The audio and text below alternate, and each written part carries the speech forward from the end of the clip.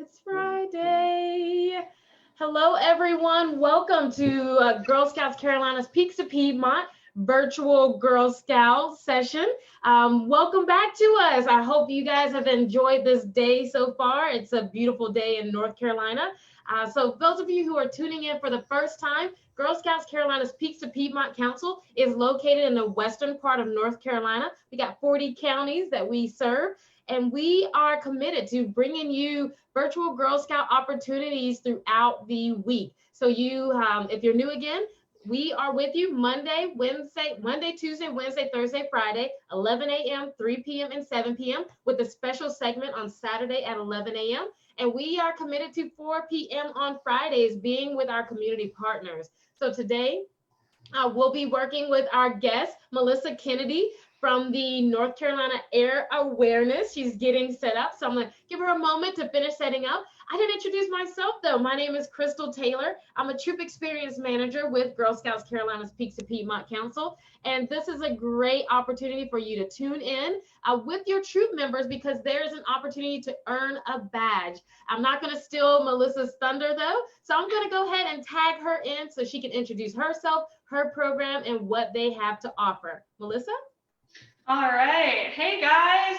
Sorry about my finishing getting set up here, but we've got all of our stations that we'll go through in just a minute.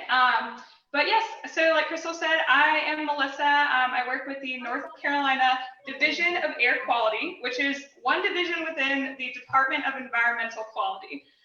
So we've got lots of layers going on there, but within the North Carolina Department of Environmental Quality, we're specifically focusing on outdoor air, making sure that it's clean, improving it, protecting it. We're looking at human impacts on it.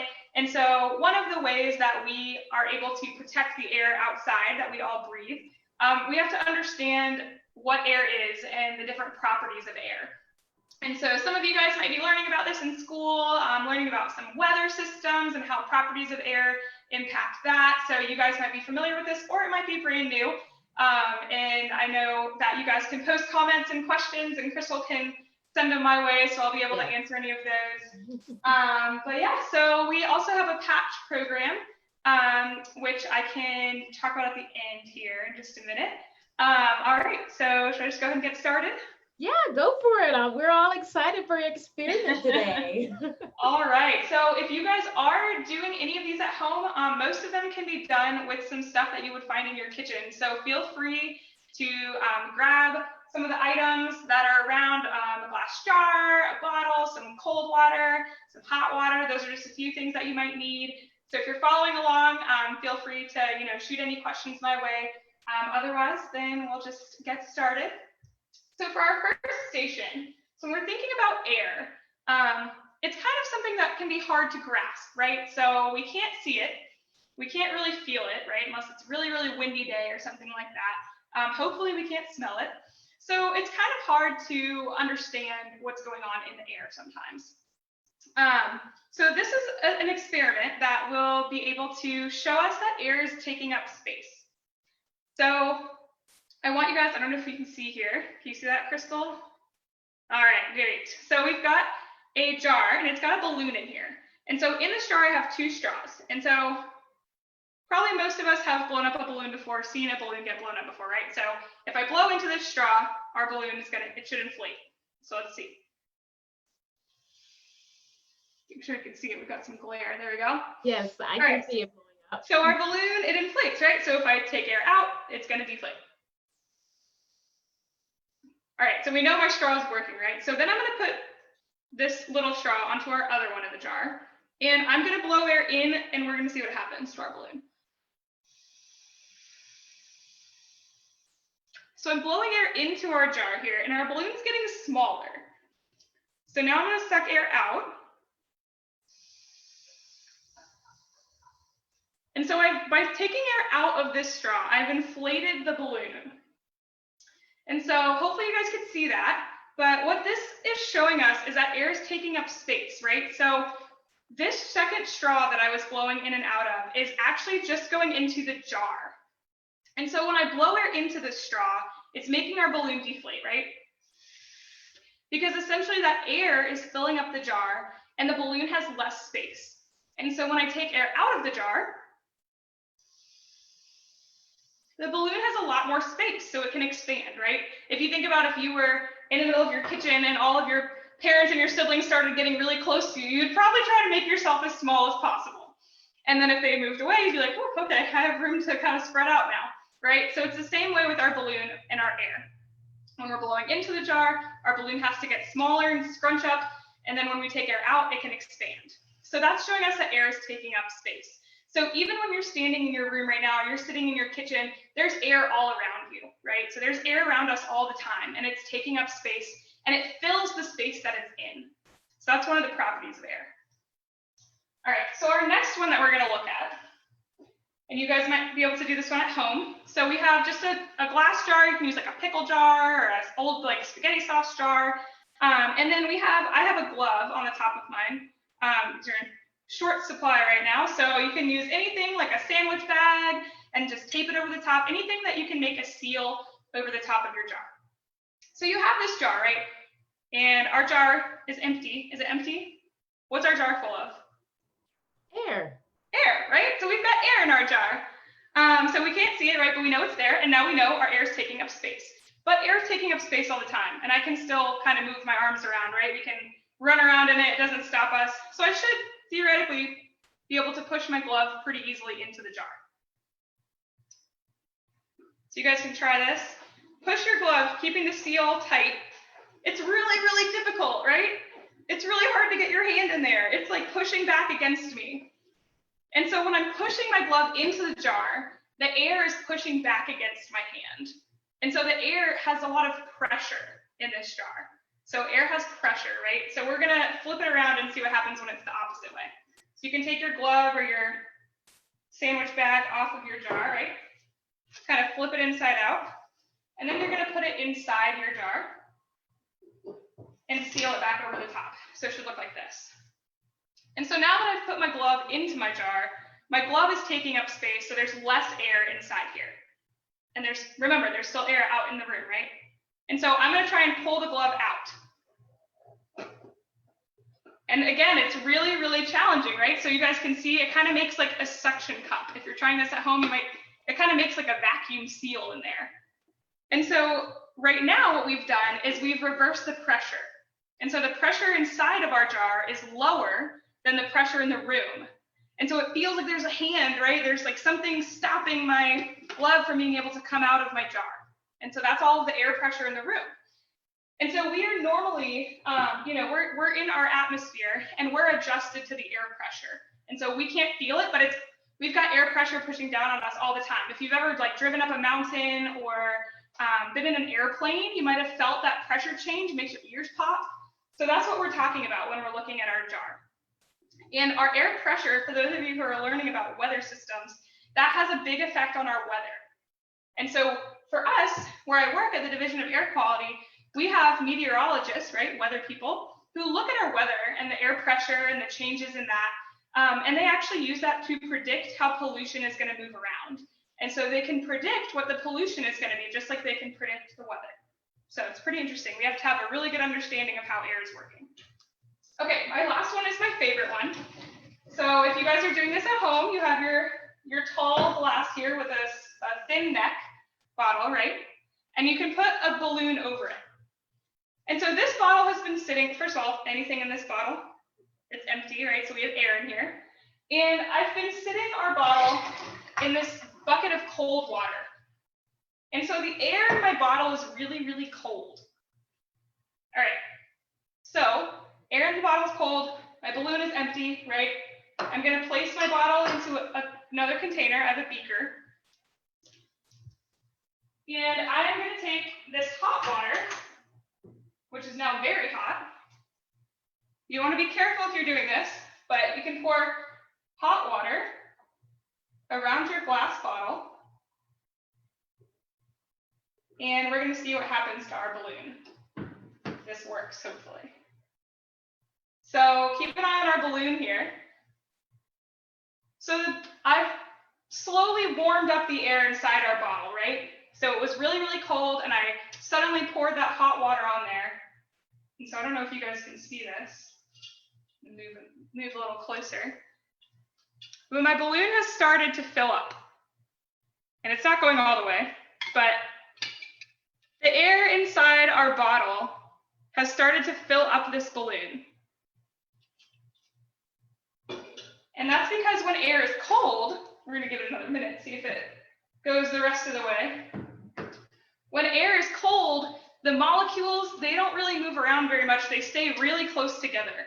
So if you think of when you're really cold, you might stand really like close to your friend, right? You want to huddle for warmth. You're probably not going to be running around very much because you're just uncomfortable, right? You should be standing there. Here we go. Here it goes. So our air molecules, they do something similar, right? So they're very close together. They're very still. They're kind of just hanging out at the bottom of this bottle. And then when I pour the hot water around the bottle and heat them up, they get really excited and they start moving around a lot and they get really spread out, right? When you're hot, you don't want to be up next to somebody. You want to have all your space, right? Stay cool. And so they start moving around a lot and they get less dense, which means they spread out, they get farther apart. And so that means as they spread out, if my balloon is on here, right, what do they start to do to my balloon? They start to fill it up. And so it's getting there. It wants to go all the way. It's almost there. But we can see my balloon, it started to fill up with air. And I didn't add any extra air in here, right? I didn't put any air in here. This is a sealed balloon on that glass. So it's just from the changing temperature of the air and how it changes how the air molecules move. So again, when we're thinking about weather, we're thinking about how air is moving throughout our state, right? And throughout our country, throughout the world. That temperature change is going to have a lot to do with how it's moving. And that's going to have a lot to do, again, with how pollution is being moved around and what pollutants we're seeing in our area.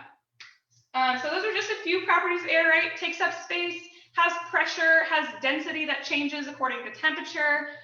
There's a lot of other properties of air and gases that you guys will learn about, I'm sure, or already have. And those are really important for the work that we do and the work that my coworkers do. And for you guys to understand when we're walking around, right? You probably don't think about air very often, but hopefully now you might think about it a little more. And feel free to try these at home. So they are included in one of our activities for our patch program. And I know Crystal's gonna post that link for you guys in the comments to be able to go and check out our patch program. All of our activities can be completed at home on your own with your troop or with your family. So definitely check those out. And then we have a patch that there's a picture of it on there. It's very cute. It has a sun. It says think, act, breathe. And so you guys will learn a little more about air quality and why we care about the air and the best ways to protect it and keep it clean. And then you can submit a form to us and we have a nice list going because we can't get any of those patches out to you guys right now, but as soon as we can, we'll be able to send them to you to add to your vest. So that's all I've got for you, Crystal. Thank you guys so much for joining us. And if you have any questions, I'm happy to take them. Yeah, I got a lot of folks who've just been saying super cool. That was awesome. So on your website, can they find the instructions on how to do any of these experiments you did today? Yes, that's a great question. So we have a document on that webpage and it's called Badge Activities, I think. Is the name of it. And so if you click that link, it will take you to like a Word document. And the last activity is called Properties of Air. That's going to have these activities and I believe one or two more as well. Perfect. So everyone, I put the link to the web page on their website that is just for Girl Scouts. So on there, you will see information that she's just talking about, where you can look how to pair any of their activities with your Girl Scout badges. They've looked through all of our Girl Scout curriculum and picked activities that they have to help support your badges, as well as their patch program, Think, Act, Breathe. So that is on there, and you can go ahead and click there and see the requirements for that. And there's a WUFU form there on that same website that I linked for you to submit your information so that you can go ahead and earn that badge when outside opens up and we can get things shipped out to everyone. But thank you again, Melissa, for all the work you do. And thank you for North Carolina Air Awareness being a partner with Girl Scouts Carolina's Peaks of Piedmont Council. If you want more information about North Carolina Air Awareness, or if you want any of their staff to answer any of your questions, Melissa, can you speak to what do you offer troop leaders if they want more resources from you all or someone to come out and help them with their badges? Yeah, definitely.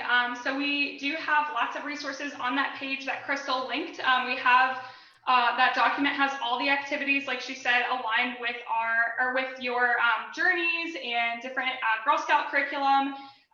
So troop leaders, you're also welcome to use that. We have a community action project document with ideas and resources there as well. If you wanted to do a no idle campaign at your school, or start a garden in your neighborhood, anything like that, we've got ideas there as well.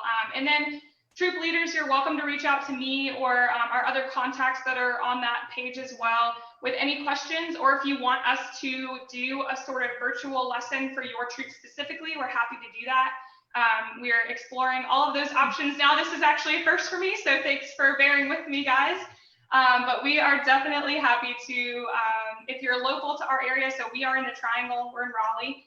If you're local to the Triangle, we're happy to come out when things are happening again and do an in-person presentation. If you're across the state, then we're happy to try something virtual. So definitely feel free to reach out with any questions. Yes, thank you again, Melissa, for all that you have provided for us today. And thank all of you who have tuned in and joined in with us. Don't forget that tonight is Friday, which means it's game night. So tonight, 7 p.m., tune back in here on Facebook and check us out for family game night. And tomorrow morning at 11 a.m. for lots more fun. But if you have any questions, comments, or concerns, please feel free to reach out to us.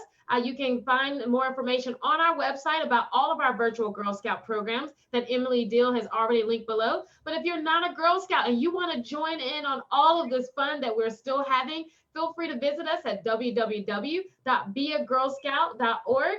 Or if you're interested in looking at our summer camp opportunities, because soon as summer, as outside opens up, I know everyone's going to be eager to get places and be out with friends and family in different opportunities. So check out our summer camp opportunities at www.camplikeagirl.org. But we enjoy all of you. We're thankful that you're all staying safe and that you're breathing clean air all around you. So if you have any questions, email us at info@girlscoutsp2p.org or give us a call. Thank you, everyone, for your time. Have a very nice rest of your day. Thank you.